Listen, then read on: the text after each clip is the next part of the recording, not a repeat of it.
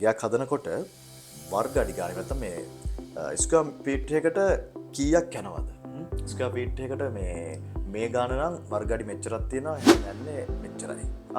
එහෙම අපිට හරියටම ඇස්තමේන්තු කරන්න පුළුවන්ද මේ කියන ගාන ඇතුළේදී මේක කරලා ඉවර කරන්න පුළුවන්? එහෙම නැත්නම් මේ ඔය කියන ක්‍රමයට ගෙවල් හදන්න පුළුවන්ද? මගේ ටීම් එකට කියන්නේ හැම වෙලාවෙම කස්ටමර් කෙනෙක් එක්ක කතා කරද්දී. මොකද අපි ගෙයක් හදන්නේ. අපි බිල්ඩින් එකක් හදන්නේ. අපි කෙනෙක්ව රවට්ටලා ඒ වැඩේ පටන් ගන්න එපා. මොකද අපි ස්ක්වයර් ෆීට් එකට ගානක් අපි හිතනවා ඩිලන් මම කියනවා 6500 7000 8000 10000 කියලා මම කියනවා. එතනදී වෙන්නේ මේ මිනිස්සු අපි ගැන විශ්වාස කරනවා එකපාර. රයිට්. මාර ලාභයි මේක රුපියල් 4000ට කරනවා කිව්වා. අනිත් කෙනා කරන්නේ රුපියල් 12000ට. මෙයා 4000ට කරනවා. හැබැයි ඊට පස්සේ වැඩේ කරන් යද්දී කියනවා මේ ස්ක්වයර් ෆීට් රේට් එක ඇතුලේ ඔයාගේ ටයිල් නැහැ. මේ ස්ක්වයර් ෆීට් රේට් එක ඇතුලේ ඔයාගේ ලෑන්ඩ්ස්කේපින් එක නැහැ. මේ ස්ක්වයර් ෆීට් රේට් එක ඇතුලේ ඔයාගේ පැන්ට්‍රි කබඩ් සෙට් එක නැහැ. ඒ වෙද්දින් අර කම්පැනියට මෙයා ඇඩ්වාන්ස් කරලා තමන්ගේ සිහිනය සැබෑ කරගන්න යන සිහිනය වගකීම දීලා ඉවරයි. එතකොට මම කියන්නේ එහෙම කරාම කෙනෙක් හරි අමාරු තත්ත්වයක වැටෙනවා. ඉතින් අපි ස්ක්වයර් ෆීට් රේට් එක අගයක් තීරණය කරන්න ඕන ක්‍රම මම ඩිලන් වට කියලා දෙන්නම්. මොකද ඒ ක්‍රමත් එක්ක තමයි ස්ක්වයර් ෆීට් එක අගයක් තීරණය වෙන්නේ. බොහොම වටින කතාවක්. මොකද හේතුව අපි දකින ගොඩාක් ආයතන මේ ස්ක්වයර් ෆීට් එකට මෙච්චරයි කියලා පත්තර ලැට් දානවා Facebook වල සෝෂල් මීඩියා වල. ඊට පස්සේ කමෙන්ට්ස් වලට එහෙම ගිහපුවා සමහරව එක කතන්දර කියලා තියෙනවා. දැන් ඇත්තටම මේ ඔය කියන විදිහට ස්ක්වයර් ෆීට් එකකට මිලක් තීරණය කරලා වැඩක් කරන්න ගියොත් එහෙම අවසානට අමාරු වෙනවා කියන කතාවනේ පැහැදිලි වෙන්නේ. එහෙම නැතුව වැඩේ හරියට කරගන්න නම් මොකද්ද තියෙන ක්‍රමය?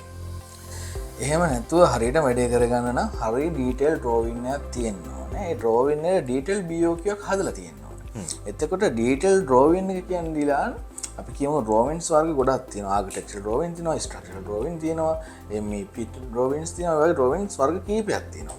හැබැයි මේ ඩීටේල් ඩ්‍රෝවින් එකේ ඒකට අදාළ සියලු දේවල් තියෙනවා. අපි කියමු ඩෝ ඇන් වින්ඩෝස් ෂෙඩියුල් එකක් ගත්තාම ඒ ෂෙඩියුල් එකේ ඩිසයින් එක දාන ලොක් එක හැම දෙයක්ම තියෙනවා. එතකොට අපිට ලේසි රේට් කරන්න මේකේ ඇනේ මොකද්ද? මේකට දාන ලොක් එක මොකද්ද? ග්ලාස් එකේ තික්නස් එක මොකද්ද? මේක වෝටර් බේස් කරන්නේ මොන බ්‍රෑන්ඩ් එකෙන්ද? මොකද්ද දාන වෝටර් බේස් එක? ඊට පස්සේ මොකක්ද දාන ලී? මේකෙන් හැම දෙයක්ම අපිට ඩීටේල් කරන්න පුළුවන්. ඒතකොට ඩීටේල් ඩ්‍රෝවින් එකකින් තමයි ඩීටේල් ටික අරගෙන ඩීටේල් BOQ එකට යන්නේ. අන්න එතනදී තමයි අපි ප්‍රොජෙක්ට් එකකට හරි කොස්ට් එකක් තීරණය කරන්නේ.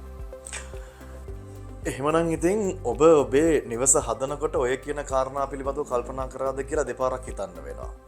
දැන් අපි ගත්තොත් එහෙම ඔය කියන විදිහට ස්ක්වයර් ෆීට් එකකට මිල තීරණය කරන්න ගියොත් එහෙම උදාහරණයක් විදිහට සරලවම ගත්තොත් එහෙම අපේ රටේ මිල ගණන් කියන ඒවා දවසින් දවස වෙනස් වෙනවානේ. මම දන්න විදිහට නම් අඩු වෙනවා බොහොම අඩුයි. නමුත් වැඩිවීම නම් සිද්ධ වෙනවා. එහෙම වෙනකොට මේ කියන ස්ක්වයර් ෆීට් එකට ඇග්‍රීමන්ට් එකකට ගිහිල්ලා අන්තිමේට ඇග්‍රීමන්ට් එකත් කඩ වෙලා අර හිතවත්කමත් නැති වෙලා වැඩෙත් වෙලා නැහැ. ඇත්තටම එහෙම කරනවා නම් කෙනෙක් කොහොමද මේක අපි ගමුකෝ කම්පැනි එකක් එක්ක එහෙම නැත්නම් කන්ස්ට්‍රක්ෂන් කම්පැනි එකක් එක්ක මේ ගනුදෙනුව කොහොමද පටන් ගන්න ඕනේ? මොන වගේ එකඟතාවයකට දෙන්න ඕනේ? සරල උදාහරණයක් කියන්නම්. අපි හිතමු දැන් ඔයාගේ ගෙදර හදන ස්ක්වයර් ෆීට් රේට් එකක් කම්පැනි එකකින් කියනවා ඔයාගේ ගෙදර මම ඔයාගේ වර්ගඩි 1000ක් තියෙනවා. ඒ වර්ගඩි 1000 රුපියල් 5000කට එක වර්ගඩියක් හදලා දෙනවා. හැබැයි ඔයා ගේ හදන් යනවා. හදන් යද්දී ඔයාට හිතෙනවා මෙන්න මේ බිත්තිය කඩලා අයින් කරන්න.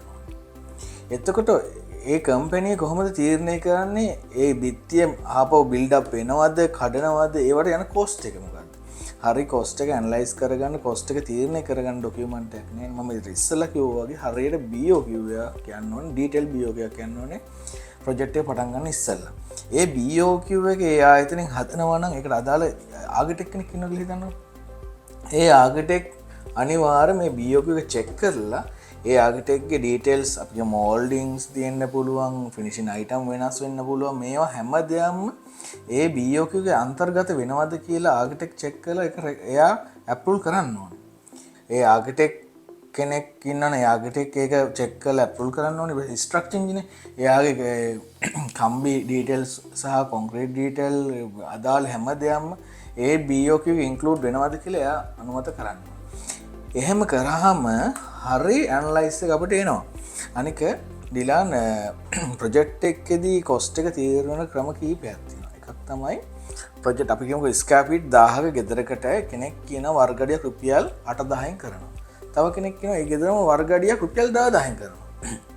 සමහරට ඒක වෙන්න පුළුවන්. හේතුව ඒක තීරණය වෙන්නේ එයාලා පාවිච්චි කරන මැටීරියල් එක. අපි කියමුකෝ හොඳ ස්ටෑන්ඩඩ් මැටීරියල් මට බ්‍රෑන්ඩ් නේම් මෙතන මම කියන්න කැමති නෑ. අපි කියමුකෝ කම්බි කියලා. කම්බි වර්ග වෙළඳපොලේ ගොඩාක් තියෙනවා. හැබැයි ඔක්කොටම SLS තියෙනවා. හැබැයි අංක 1 කම්බියයි අංක 3 කම්බියයි ගත්තම ලොකු ප්‍රයිස් ගැප් එකක් තියෙනවා. SLS included ද නැත්නම් හරි මැටීරියල් එකද පාවිච්චි කරන්න කියලා ඉස්සෙල්ලා චෙක් කරලා බලන්න. ඊළඟට තියෙනවා අපි කියමුකෝ එක වර්ගඩියක් ඇතුළේ ටයිල් අල්ලනවා කෙනෙක්. තව කෙනෙක් ග්‍රැනයිට් කරනවා. තව කෙනෙක් ටයිටේනියම් කරනවා. තව කෙනෙක් කාපට් එකක් දානවා. මේක සාමාන්‍ය සමාන වර්ගඩිය ඇතුළේ මේ සිද්ධ වෙන දේවල්. එතකොට ඒවල ප්‍රයිසස් වෙනස්. මං කිව්වේ වර්ගඩි 1000ක් හදන තව කෙනෙක් රුපියල් 10000ක් කියන්න පුළුවන්. තව කෙනෙක් රුපියල් 5000ක් කියන්න පුළුවන්. මෙන්න මේ වගේ දේවල් වලින් වර්ගඩියේ ස්ක්වයර් ෆීට් එක රේට් එක වෙනස් වෙනවා. ඊළඟ දේ තමයි අපි මැටීරියල් ට්‍රාන්ස්පෝර්ට් කරනවා. අපි කියමුකෝ කන්දක් මුදුනක ගයක් තියෙනවා. නැත්නම් ගොඩාක් ට්‍රැෆික් තියෙන ලොකේෂන් එකක ගයක් තියෙනවා. අන්න ඒ වගේ තැනකදී බිල්ඩින් එකක් තියෙනවනේ ඒ වගේ තැනකදී බිල්ඩින් එකක් හදන්න යන වියදම වෙනස් වෙන්න පුළුවන්. තව තැන් තියෙනවා. අපි අධික හිරුවෙලි අධික වර්ෂාව ඒ වගේ තැන්වලත් ස්වභාවධාමත් එක්ක වැඩ කරන්න අමාරු තැන් තියෙනවනේ. ඒ කියන්නේ කම්පැනිස් වල ඕවර්හෙඩ් වැඩි වෙනවා. අන්න ඒ වගේ තැන්වලත් ස්ක්වයර් ෆීට් රේට් එක වෙනස් වෙන්න පුළුවන්. හැබැයි කම්පැනි එකට හරි කාට හරි වැඩක් දෙනවා නම් ස්ක්වයර් ෆීට් එකට රේට් එකට එකග වෙලා දෙන්න එපා. මෙහෙමයි ගොඩක් වෙලාවට වැඩ නැති ආයතන ස්ක්වයර් ෆීට් එකට ගාණක් කියලා ඒක හඹාගෙන තමන්ගේ ව්‍යාපාරය දියුණු කරන්න බිස්නස් හඹාගෙන යනවා. මම නම් කියන්නේ මේ අපි විකුණන්න ගියක් නැත්නම් බිල්ඩින් එකක් අපි හදන්නේ. කෙනෙක්ගේ ලොකු ඩ්‍රීම් එකක් අපි සෙල්ලම් කරනවා. ඒතකොට ස්ක්වයර් ෆීට් එකට කියන්නේ අර සුරංගනා ගාණ හින්දා එයාගේ මුළු ඩ්‍රීම් එකම හිර කරන්න හොඳ නැහැ. අපි හරියට ඩීටේල් දෙන්න ඕනේ ප්‍රොජෙක්ට් එක පටන් ගන්න ඉස්සෙල්ලා. ඒ කියන්නේ ක්ලයන්ට් මොනවද කරන්න ඕනේ? කොන්ට්‍රැක්ටර් මොනවද කරලා දෙන්නේ? සහ පේමන්ට් එක කොහොමද යන්නේ? අන්න ඒක හරියට निराකරණය කරන්න ඕන දිගාන එතනදී පුළුවන් අපි ඩීටේල් BOQ එකක් එක්ක ඩීටේල් ඩ්‍රෝයින් එකක් එක්ක හරිය විදිහට ප්‍රොජෙක්ට් එක පටන් ගන්න.